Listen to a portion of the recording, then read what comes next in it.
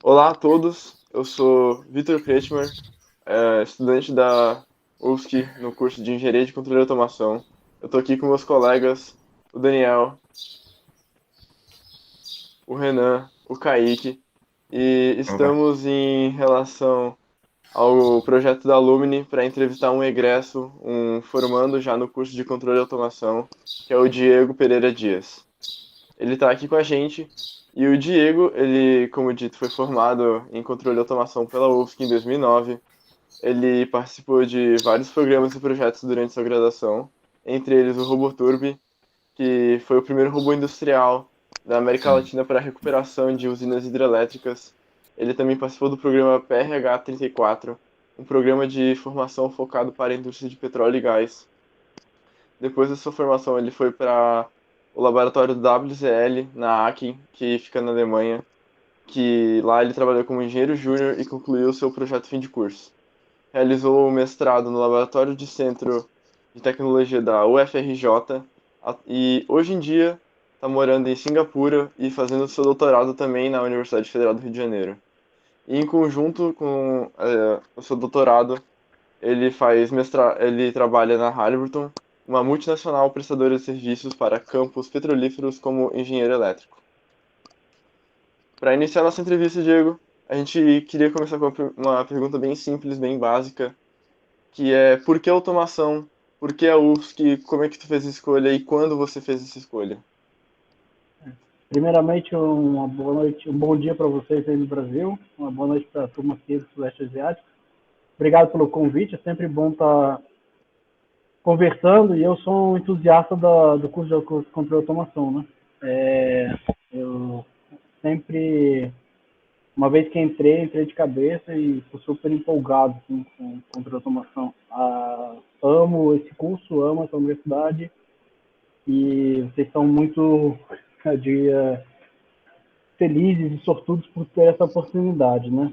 Essa vontade, essa escolha começou em 2002. Eu estava fazendo na época a preparação para o terceirão, me preparando para o vestibular e nessa época, assim, eu acho que ainda existe o Guia do Estudante, né? Que é uma revista que conta mais ou menos os cursos, né? E passei a fazer meu exercício de saber, bom, que existe para ir no mundo das engenharias, que eu já tinha uma tendência de querer saber de tinha uma tendência de querer estudar esse lado mais exato. E aí, quando me deparei curso de engenharia de controle de automação, além de ser um dos melhores do país, estava trabalhando com desenvolvimento de tecnologias inovativas, desenvolvimento de robôs. E aí, quando eu vi a palavra robôs, eu fiquei assim, bom, é, é, deve ser muito legal construir um robô, né? Na minha inocência, eu achei que a gente ia sair construindo robô já na primeira fase. Mas então, respondendo a tua pergunta, foi ali que eu disse, eu acho que é por aí que eu vou me inscrever. Então, eu só, é, na verdade, só prestei vestibular para a UFSC e a primeira opção foi controle de automação. E Diego, como que foi um pouco da sua experiência acadêmica durante o curso? Olha, Daniel, foi bem boa. Eu tive bastante exposto durante todo esse tempo, desses 6 anos, a várias áreas que a automação, que o curso de engenharia de controle de automação toca. Academicamente, eu comecei como monitor da disciplina que vocês estão fazendo essa entrevista, né, como da introdução ao curso de engenharia de controle de automação. Na época era ministrada pelo professor Jean-Marie e o professor Cury, e eles me deram a oportunidade para, no segundo semestre, de ser monitor dessa disciplina. Aí, o terceiro período, eu fiquei mais ou menos analisando minhas opções, conversei até com o professor Campanogara para ajudar ele a escrever a apostila do curso de matemática, cálculo numérico para controle de automação. Depois, no quarto período, eu me inscrevi no processo seletivo para trabalhar no RoboTurb. Foi alguns colegas que participaram. Eu fui selecionado e aí foi uma viagem muito doida, porque precisava aprender a programar C e C++ de noite para o dia. Então, tive que ser autodidata praticamente para poder entender os pacotes, como é que estava sendo desenvolvido o software para esse robô. No 7º período, eu me inscrevi no processo seletivo de novo de entrar no PRH 34, né, que é o Programa de Recursos Humanos da ANP, como foi descrito por vocês, e te dá mais disciplinas voltadas, além da cadeira normal, você faz ainda 6 disciplinas focadas no mundo do petróleo e gás. Então, fundamentos de petróleo e gás, introdução à engenharia de petróleo, automação para petróleo e gás, controle avançado para petróleo e gás, instrumentação para petróleo e gás, e além disso fazer um projeto vinculado a esse. Tive a oportunidade aí de submeter artigos, fiz uma apresentação no encontro regional do RH, do PRH, foram 2 eventos, foi o quarto PDPetri, que foi em Campinas, depois a gente foi em 2008 para Gramado, para o regional. Nesse ano ainda de 2008, na verdade o processo começou em 2007, a gente submeteu um artigo para o IDP e eu fui o aluno selecionado a participar do 19º Congresso Mundial de Petróleo e Gás, pelo Instituto Brasileiro de Petróleo e Biocombustíveis, em Madrid. E finalmente eu regresso, termino as minhas atividades acadêmicas, indo para a Alemanha para fazer o PFC. Então eu fiz o PFC e continuei depois mais um ano. Então foi uma vida bem ativa academicamente, no sentido de tanto estar fazendo as disciplinas. E teve uma coisa bem legal que foi extracurricular, que em 2005 eu participei da turma que organizou o ENECA. O ENECA é o Encontro Nacional dos Estudantes de Controle e Automação, e até na época a gente estava tentando construir a ABE, que seria a Associação Brasileira de Estudantes de Controle e Automação. Chegamos a editar um primeiro estatuto, mas daí a galera se dispersou e acabou não indo muito para frente. Então teve lado, assim, pensando academicamente, né? Programação e desenvolvimento em robótica, depois academicamente desenvolvendo a parte de instrumentação para a indústria de petróleo e gás, depois teve a parte de visão computacional na Alemanha, e aí extracurricular eu diria que estava ajudando a participar a galera lá da AutoJun na organização do ENEX. Diego, dentro dessa experiência que você teve, como que foi trabalhar na LATEC, na UFSC, especificamente? O Instituto LATEC era vinculado a Copel, né, que é a provedora de energia do Paraná, e eles tinham um departamento de desenvolvimento de pesquisa e desenvolvimento, né, PD, né? E aí eles eram com um projeto que fazia um acordo entre a UFSC e eles para desenvolver o projeto Roboturbo. Nessa época a gente tinha uma equipe mecânica, tinha um pessoal de laser, tinha um pessoal de robótica e tinha um grupo de programação. Então eu entrei no time de software. Então a gente dava o suporte de desenvolver a parte de software, de interface, de alguns tools, né, para que o Roboturbo pudesse ser executado e ser desenvolvido e os projetos avançassem, né. Só explicando mais ou menos o que era o projeto do Roboturbo, você tinha um robô que, por efeito de cavitação, se a pá da turbina acaba tendo erosão, ou seja, perda de material, você fazia a parada da usina e, no caso, os soldadores eles tinham que descer lá e soldar, e a temperatura era muito insalubre, o ambiente de trabalho. Então, o projeto veio de onde? Olha, vamos tentar construir um robô que repare a pá da turbina. Reparar significa depósito de solda e fazer acabamento. Então, seria a primeira parte, você desce, instala o robô, ele faz a medição do qual que é o tamanho da erosão, fazia por laser, então ele media a profundidade, a direção, e aí o robô calculava internamente o algoritmo para saber quantas passada de solda, quantas camadas, e depois então a gente trocava o efetuador na ponta do robô, tirava de sensor para soldador, e ele depois fazia a solda da recuperação da turbina.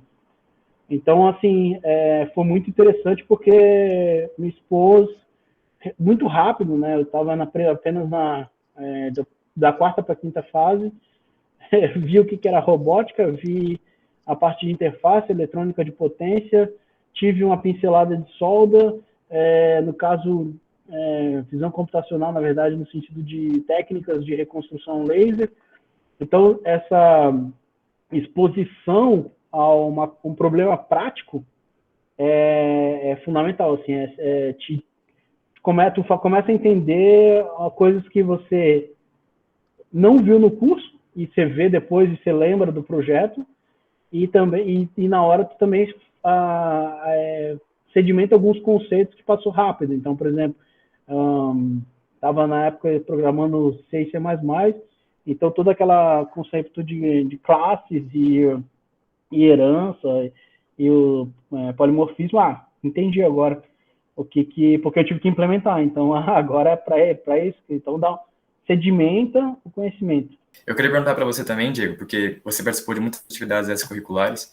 Eu queria saber como foi conseguir essas oportunidades, se você sempre teve interesse de fazer mais do que a faculdade te oferecia do básico, ou alguém te aconselhou, te ofereceu, ou te recomendou algo assim? As duas coisas. Uma, eu sempre tive aquela vontade a mais, e a outra, por eu gostar de conversar com a galera. Eu sempre conversava muito com os veteranos, né? O que está acontecendo, para onde que está indo, o que vocês estão vendo. E aí você começa a gerar modelos na tua cabeça, né? Assim que eu quero dizer. Você vê, o pessoal comentou, aconteceu isso, fez isso, já participei disso. Aí você pensa assim, deve ser interessante. Eu diria que uma, ter a vontade de tentar fazer uma coisa diferente. A segunda seria estar aberto para as oportunidades, que as oportunidades acontecem e estão aí. E terceiro, desenvolver esse network entre vocês mesmos. À medida que o curso vai avançando, vocês vão conhecendo outras pessoas e vão conhecendo outras pessoas em diferentes fases, né, do curso. E aí eles já podem aconselhar. A outra coisa que eu sempre tive essa questão desde casa, de escutar muito, vamos dizer, as pessoas mais experientes. Então, às vezes, trocar uma ideia com o professor, trocar uma ideia com o doutorando, trocar uma ideia com o mestrando, você acaba... Eu gosto muito, né? Ainda faço isso hoje. Eu tenho os meus mentores hoje dentro da empresa.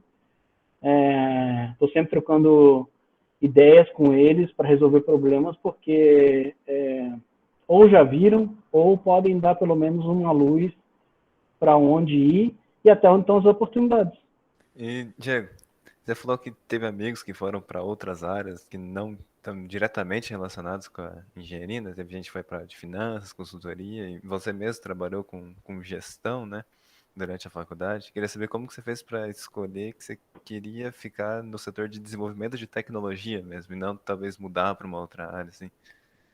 Renan, vou te contar.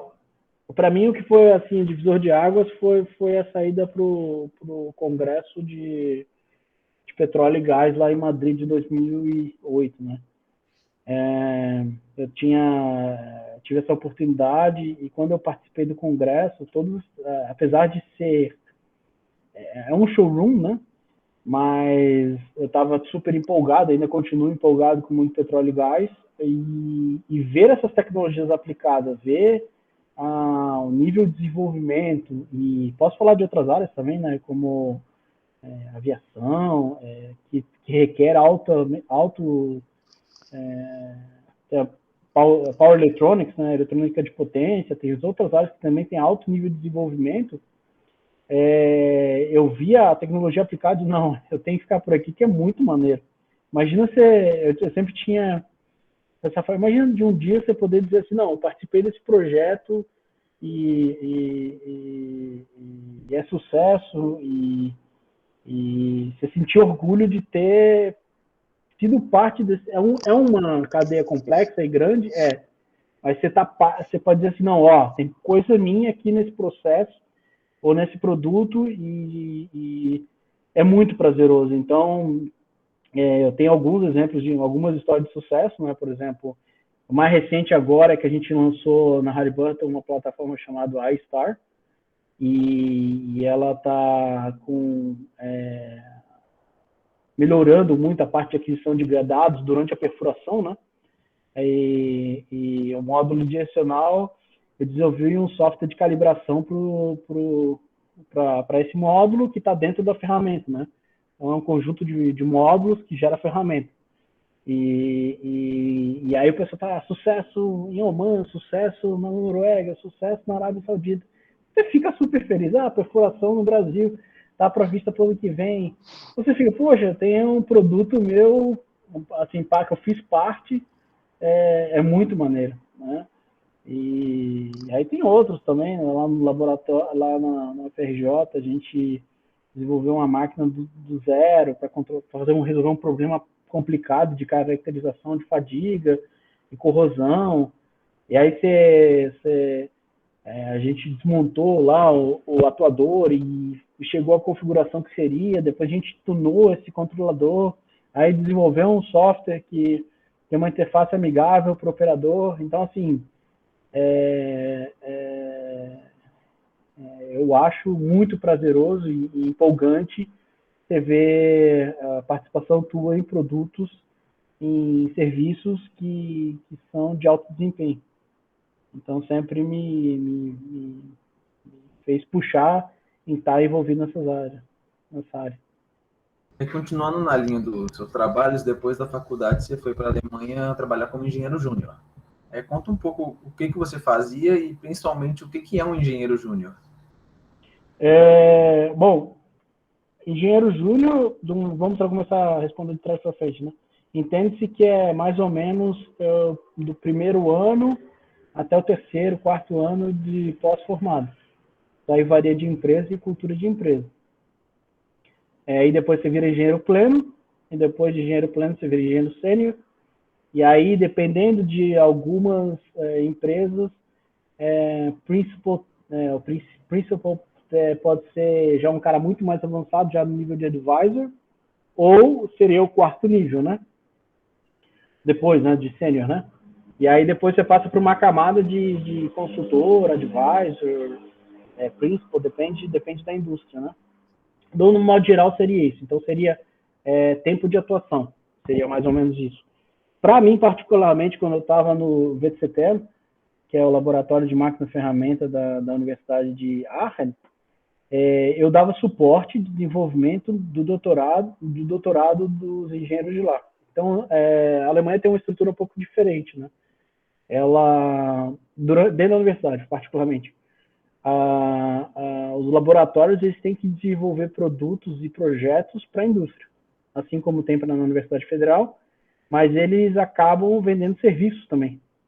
E dentro desses serviços, os engenheiros lá, eles precisam de um corpo técnico, um corpo de desenvolvimento, né, de engenheiros e técnicos, para dar suporte na tese dele e no tema. Então, o Christopher Mesman era o meu chefe, e ele estava a gente estava desenvolvendo um projeto para a Airbus, na reconstrução da fibra de carbono que vai na fuselagem do Airbus. Então, a gente observou que se, durante o processo de laminação da fibra de carbono, são várias camadas, e dependendo do ângulo que você põe as fibras, ou vai dar mais resistência, ou vai dar mais flexibilidade, a gente viu que estava tendo um desperdício muito grande, porque se a trama fosse mal feita, ou seja, tem vários processos, se a trama depois fosse mal feita na parte de cola, você tinha que jogar toda a parte fora, e é muito caro. Então, a ideia era utilizar um braço robótico para escanear essa fibra de carbono, reconstruir a superfície tridimensionalmente, e aí, com essa caracterização, ver se a estrutura estava de acordo com os padrões, né? Então, eu dava suporte na parte de programação, desenvolvimento de algoritmos, a parte de fazer teste também e reportar para ele, e ajudava também a escrever alguma coisa, artigo, e então seria mais ou menos essa questão. Seria uma etapa pós PFC, assim. E, Diego, continuando nessa linha da Alemanha, eu queria perguntar para você, por que você escolheu a Alemanha em específico para fazer o seu projeto de fim de curso? Bom, eu sempre, quando eu entrei... Bom, historicamente, meu pai morou muito tempo em Blumenau, e aí ele falava muito da engenharia alemã. Eu tinha uns tios que falavam com muito orgulho da engenharia alemã, e isso eu acho que ficou ressonando na minha cabeça durante a infância, né? E aí quando cheguei na automação, eu digo, olha, eu conversando nessas conversas de café que eu comentei para vocês, tem pessoas que vão para a Alemanha para fazer a PFC, e eu coloquei como uma meta minha, se existir a possibilidade, eu quero ir. Então, eu me inscrevi no CLAC para fazer os cursos 1, 2, 3, 4, 5, 6, os que tinham disponível na época. Era outra coisa, atividade curricular que eu fazia, que era línguas no CLAC, e estudei alemão.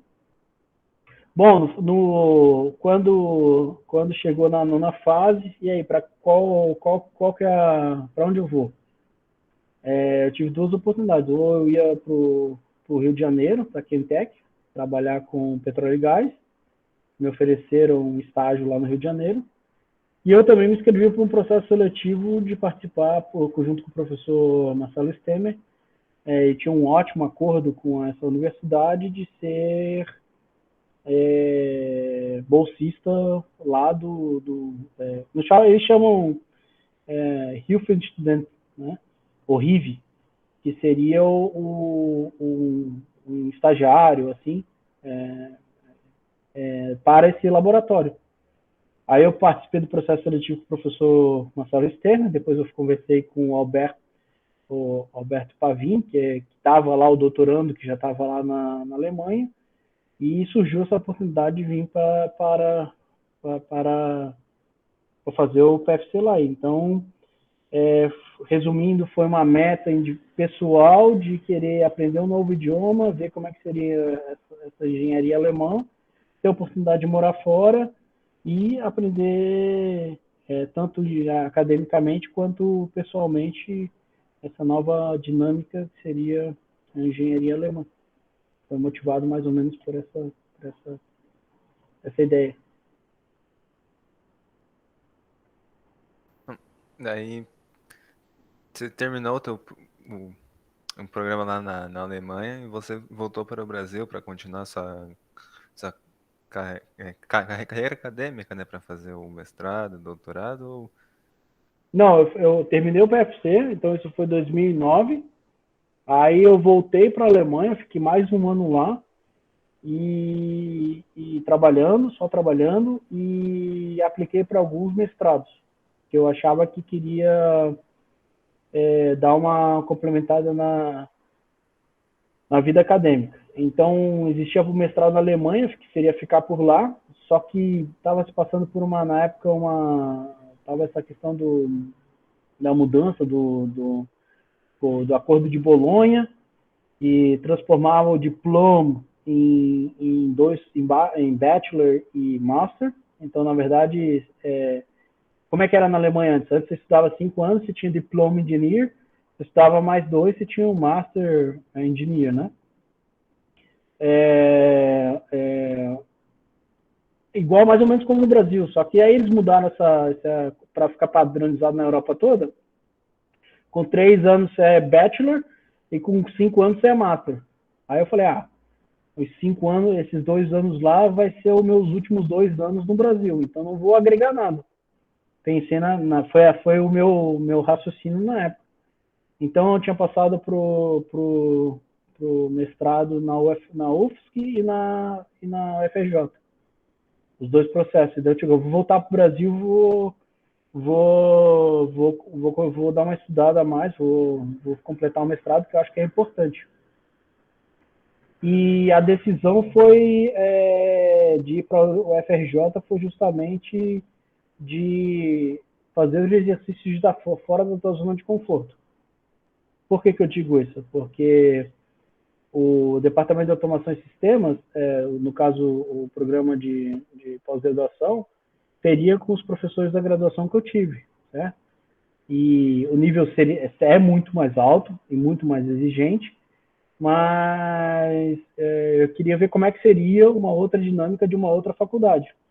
Como é que muda, como é que era o raciocínio, como é que era o que eles pensavam, o que eles estavam mais focados. Então foi também uma opção de me expor a uma zona de conforto, sair da minha zona de conforto, que seria muito mais cômodo, volto para Floripa, perto de casa, perto dos meus pais, e fazer um mestrado onde que eu conheço a UFSC, que é o meu quintal, né? Eu morava no Córrego Grande, então em 5 minutos de bicicleta estava na universidade, no DS, né? Então foi por isso, ou seja, foi querer agregar um valor de conhecimento, de abstração a mais, capacidade de pesquisa de tema, de escrever artigo, acertar o inglês técnico, que você acaba se expondo, escreve, revisa. Então foi com esse intuito.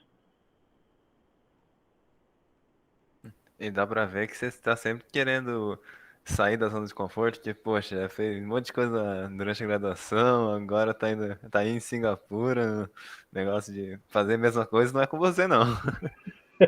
Esse tem sido bem diferente, assim, a adaptação foi um exercício grande de uma nova cultura, estar exposto a um outro país, outra culinária, mas eu acho que é divertido. Eu digo que eu brinco, né, que com o pessoal que é mais próximo, e aí me aproximando de vocês, que a vida é uma grande viagem. Eu sou mochileiro, então enquanto eu puder pegar essa onda, eu vou pegando e vou aproveitando as oportunidades que eu dou e me aventurando. Eu gosto de aventura. Falando em Singapura, Diego, como é que você conseguiu essa oportunidade de trabalhar na Halliburton em outro país? Como é que conseguiu isso? Teve um momento no meio do 2020, a gente acabou sendo realocado para um outro projeto, que seria esse que eu comentei para vocês do iStar, que era desenvolver esse software de calibração para essa plataforma, para esse novo modo. Então, eu já estava desenvolvendo com o pessoal de Houston, né? A gente reportava muito para Houston, e durante esse processo, Vitor, eu vi que eu tinha feito uma apresentação para eles em dezembro, como é que seria o software, como é que o pessoal, os técnicos usariam aqui para calibrar o sistema. E aí eu falei para o meu gerente na época, olha, por que você não me exporta para lá e assim a gente desenvolve e continua trabalhando por lá e a gente desenvolve essa entrega de produto lá. Aí ele gostou muito da ideia, achou que seria legal, porque a empresa tem uma visão mais longa, né? Ou seja, mais broad view, né? Que seria, eu me tornaria o especialista desse pacote aqui. Então, eu teria um suporte local. Então, além de desenvolver o produto, eu me tornaria um especialista aqui para dar suporte para a manufatura. E aí eles aceitaram, toparam, a gente passei de novo por processo seletivo, de entrevista interna, e aí surgiu a transferência, negociei com a patroa e ela topou a viagem, e aí vamos. Diego, pra gente finalizar aqui, gostaria de pedir se tem uma coisa que você acha que a gente esqueceu de perguntar para você, ou se tem alguma frase que você gostaria de comentar para os calouros do curso de controle de automação? Deixa, essa é uma coisa que eu refleti no outro dia, então, que eu acho que eu poderia deixar para vocês. Eu acho que vocês tem que, eu digo assim, entregue seu máximo para vocês, no que vocês estão fazendo. Eu acho que o curso de controle de automação é um baita curso. Sou super fã do curso. Tem um corpo docente administrativo fantástico. Eu acho que essa junção de vocês trocar ideia com professores, saber o que eles estão resolvendo, qual que é o problema que eles têm, o que está acontecendo, eu acho que é fundamental. Desenvolva esse ambiente colaborativo entre vocês. Aprendi uma coisa nova, comparte o conhecimento, eu acho que todo mundo vai ganhar. Controle de automação, por ser interdisciplinar, eu acho que essa troca de ideias te permite crescer tanto como ser humano quanto academicamente. Eu acho que esses seriam o que eu gostaria de deixar para vocês, né? Quer dizer, eu acho que... E aí, também, eu pergunto para vocês, né? O que vocês têm para me ensinar? O que está acontecendo de trending agora que vocês podem compartilhar? E para que a galera está falando, que é sempre bom eu também me atualizar, né? Então, já que a gente fez uma conversa franca aqui, eu acho que depois vocês me passam as dicas, o que está acontecendo no mundo da automação, o que está vindo, o que não está... Porque eu também tenho que aprender, eu aprendo com vocês bastante, né? E eu deixo de mensagem isso, que é agradecer. Eu acho que é muito legal essa conversa, eu sou super fã de conversar sobre automação. Desenvolva o networking, continue fazendo esse tipo de evento com os outros colegas. Eu acho que as experiências, elas são válidas e pode motivar e pode ajudar a dar um norte nesse começo de uma bela caminhada que vocês vão ter. Muito obrigado, Diego, pelo seu tempo. E esperamos poder encontrar de novo com você no futuro e poder atualizar como tu pediu, né? Como você comentou. E como o Renan já disse, né? Se tu ainda quiser acrescentar mais alguma coisa, ou de repente até compartilhar uma rede social sua, não sei se você tem, ou da empresa, fica à vontade. Agradecemos demais pelo seu tempo e por nos dar essa entrevista. O prazer foi todo meu. Eu acho que rede social, LinkedIn, eu acho que vocês me encontraram no LinkedIn. É o meu clássico, Diego Pedias. Pode utilizar, pode escrever. E está marcado, a próxima vez que eu estiver em Floripa, vocês estiverem por lá, a gente toma um cafezinho ali no CT e a gente troca mais uma conversa. Como eu sou manezinho da ilha, né? Então, sempre de tempo em tempo estou em Floripa. Então, é só as coisas melhorarem aí do nosso tempo, né? Nosso tempo. E Só mandar mensagem pro Renan, que estamos lá contigo, a gente cola. Show. Só mandar mensagem pro Renan. Tá bom, Com tá certeza, combinado. né? Tem que acontecer. Ninguém beleza, falta uma pode deixar, resenha Pedro. assim. Sempre assim que tem que ser. Beleza, gurizada? Se vocês precisarem de mim, quiser que eu trocar ideia, o Renan tem meu contato. Se vocês quiserem me escreverem, tiver dúvida, eu abro as minhas portas para qualquer tipo de comunicação, contribuição, dicas, e fiquem à vontade. Você- Beleza, muito obrigado, viu, Com Diego? certeza. Obrigado.